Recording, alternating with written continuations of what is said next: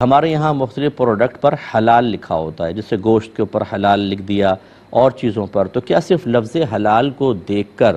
ہم آنکھیں بند کر کے چیز کو خرید سکتے ہیں؟ کیا وہ واقعی حلال ہو گئی یا نہیں؟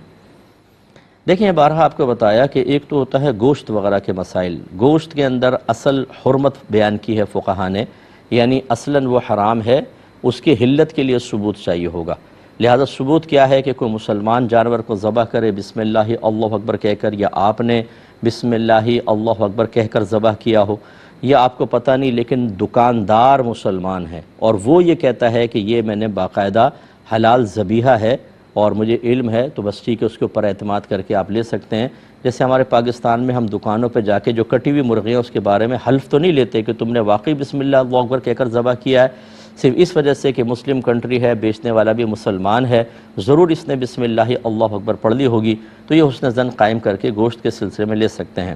باقی چیزوں کے اندر یاد رکھیں، گوشت کے علاوہ اصل حلت ہوتی ہے، حرمت نہیں ہوتی۔ هو الذی خلق لکم ما فی الارض جمیعا، اللہ تعالیٰ فرماتا ہے وہی ذات نے جس نے جو کچھ دنیا میں پیدا کیا سب تمہارے نفع کے لیے پیدا کیا ہے۔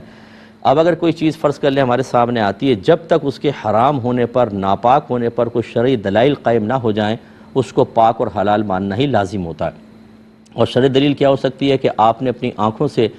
کسی چیز کو میں حرام کی ملاوٹ ہوتے دیکھی ہو، یا کوئی بہت ہی نیک پرہیزگار متقی نمازی مسلمان جس سے کبھی جھوٹ ثابت نہیں ہوا، جس کو عادل مسلمان کہتے ہیں، وہ آ کے بتائے کہ میں نے دیکھا کوئی اس میں حرمت وغیرہ کی چیز نہیں ہے، پہلے ہم حرام کا کر رہے ہیں کہ آپ نے اپنی آنکھوں سے حرام ملتے دیکھا، یا عادل شخص نے آ کے گواہی دی کہ یہ میں نے حرام ملتے دیکھا ہے، تو اس کا دیکھنا ایسا جیسے آپ کا دیکھنا۔ یا کفار کی یا مسلمانوں کی ایک بہت بڑی جماعت جو مختلف کنٹریز سے تعلق رکھتی ہو اور ان کا آپس میں ملاقات بھی نہ ہوئی ہو، ہر شخص ایک ہی بات کہہ رہا ہے کہ اس میں حرام ملتا ہے، حرام ملتا ہے، اور یہ دعویٰ کرتے ہیں کہ ہم نے دیکھا ہے حرام ملتے ہوئے، تو یہ میجورٹی کی جو خبر ہے یہ بھی بڑی ویلڈ ہوتی ہے۔ اسی طریقے سے اگر کوئی مستور الحال مسلمان ہے، یعنی ایسا مسلمان جس کا عادل اور فاسق ہونا، عادل ہونا واضح نہ ہو، جیسے داڑھی تو ہے لیکن اب یہ کیا کیا حرکتیں کرتا ہے دکان پہ گھر والوں کے ساتھ، کیا اس کے اخلاق ہیں، کیا رویے ہیں، یہ نہیں معلوم، اس کو مستور الحال مسلمان کہتے ہیں۔ اور ایک ہوتا ہے فاسق و فاجر کے اعلانیہ طور پر گناہ کرنے والا۔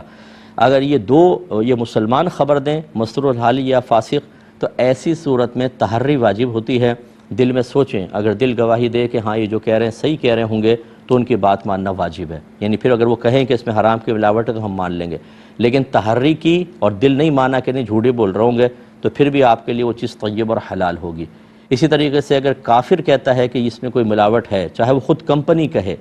اعتبار نہیں ہوتا ہے۔ ہاں آپ خود احتیاط کرتے ہوئے دل نہیں مان رہا کہ یار میں اس کو استعمال کروں، ان کی بات ماننے کا الگ بات ہے۔ میں شریعت کے اصول بیان کرتے ہوئے عرض کر رہا ہوں، شریعت یہ کہتی ہے کہ دیانات میں کافر کی خبر کا اعتبار نہیں، لہذا اگر کوئی شخص یہ کہتا ہے اس میں حرام ملا ہے، کوئی ایپ یہ بتاتا ہے کہ اس میں پروڈکٹ میں حرام ملا ہے، کوئی کمپنی لکھ دیتی ہے ہم نے اس میں یہ ملایا ہے، تب بھی ان کی خبر کا شرعی طور پہ اعتبار نہیں۔ اس کا مطلب کیا، اگر وہ چیز آپ استعمال کر لیں گے بالکل گناہگار نہیں ہوں گے، کیونکہ دیانات میں کافر کی خبر کا اعتبار نہیں ہوتا۔ اب اس کا مطلب یہ ہوا کہ اگر اس پہ حلال نہ بھی لکھا ہوتا اور آپ کو اس کا کنفرم حرام ہونا پتہ نہیں ہے، تو وہ آپ کے لیے طیب حلال ہوتا، ٹھیک ہے نا؟ تو یہ حلال لکھنے سے کچھ نہیں ہوگا، اصل چیز اصول ہیں جو میں نے آپ کی خدمت میں ذکر کی۔